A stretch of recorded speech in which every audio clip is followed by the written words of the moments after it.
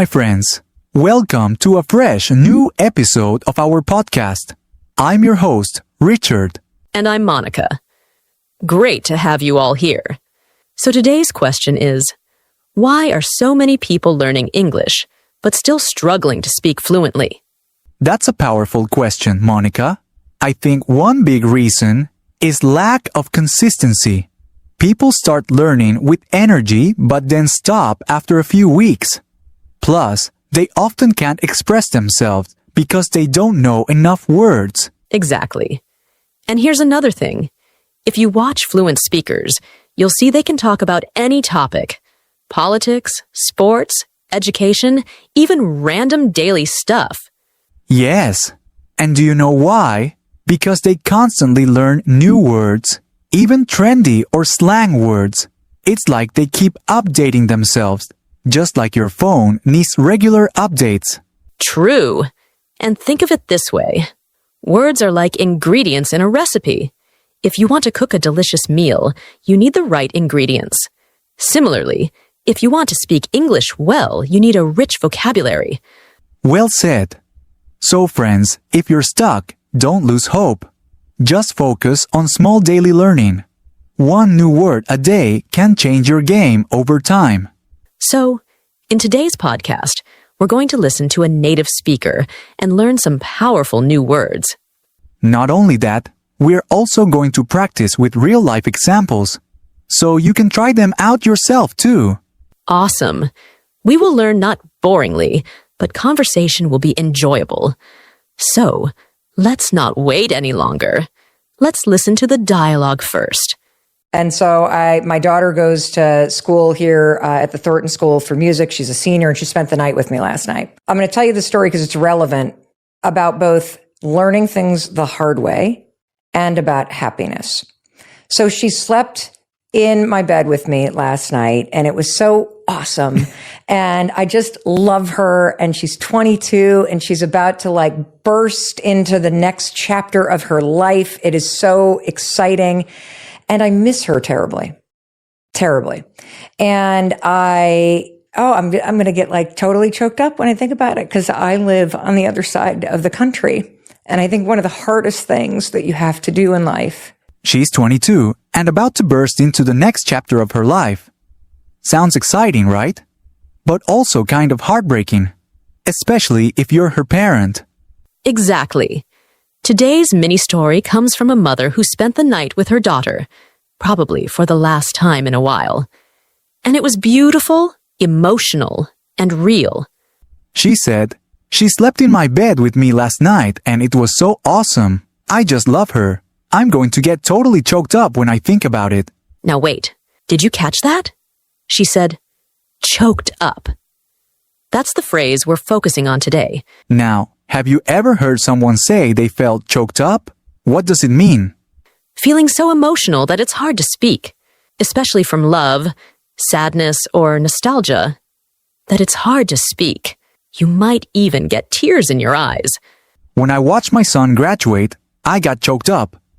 Choked up here means I felt so proud I couldn't speak. She got choked up during her wedding vows. Choked up here means she was so emotional she couldn't speak. I saw an old photo of my grandfather, and I got choked up. Choked up here means I felt so sad I couldn't speak. See? It's all about those powerful moments when emotions block your words. Now it's your turn. Can you think of a time when you felt choked up? Try using choked up in your own sentence and say it out loud.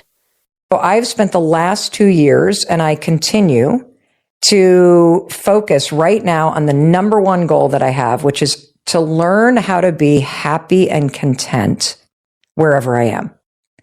And so this morning is the perfect example of catching this profound sadness, which is part of the human experience.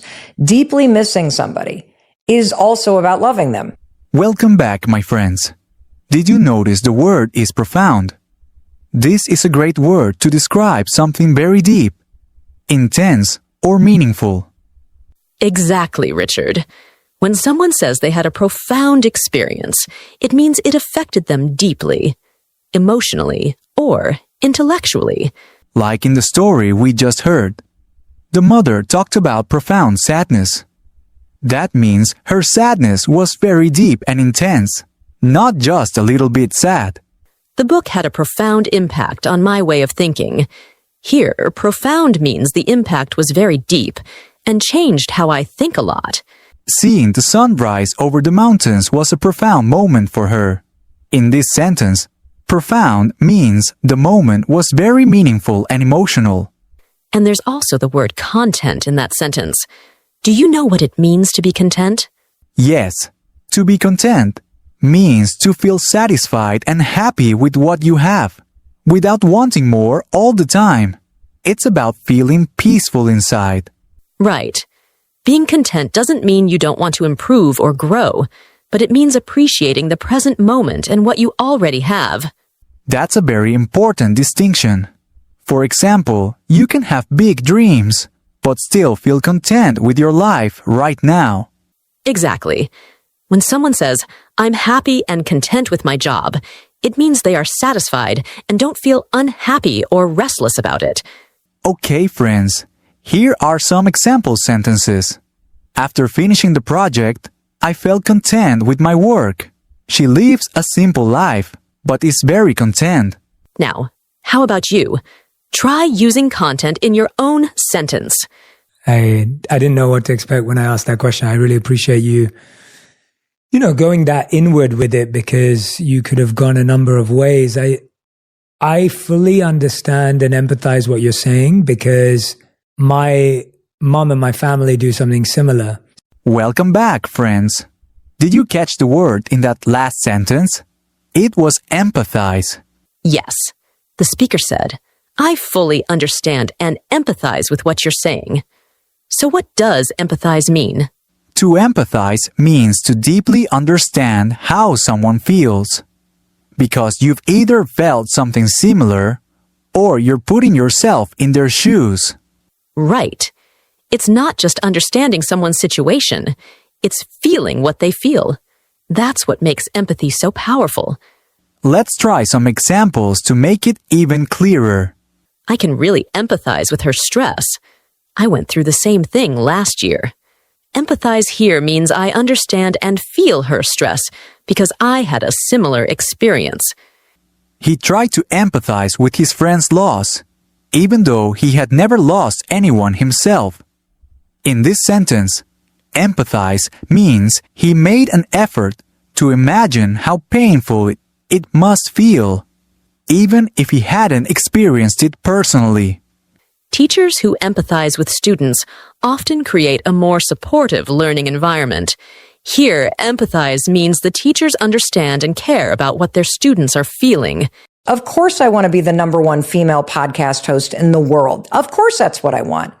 But the reason why I am pursuing this is because I wanted to connect with people at a deeper level. Did you notice the word in that powerful sentence? It was pursue. Yes. The speaker said, "I am pursuing this because I wanted to connect with people at a deeper level." So what does pursue mean? To pursue means to go after something you really want, like a dream, a goal, or a passion. It's about making an effort and not giving up. Exactly. It's not just wanting something, it means you're actively working towards it. You're chasing it with intention. Let's look at some real-life examples, and we'll explain the meaning inside each one. She decided to pursue a career in medicine. Here, pursue means she is studying and working hard to become a doctor. She's following that goal seriously. He's pursuing his dream of becoming a filmmaker. Pursuing in this sentence means he's actively doing things, like making short films or taking courses, to reach that dream.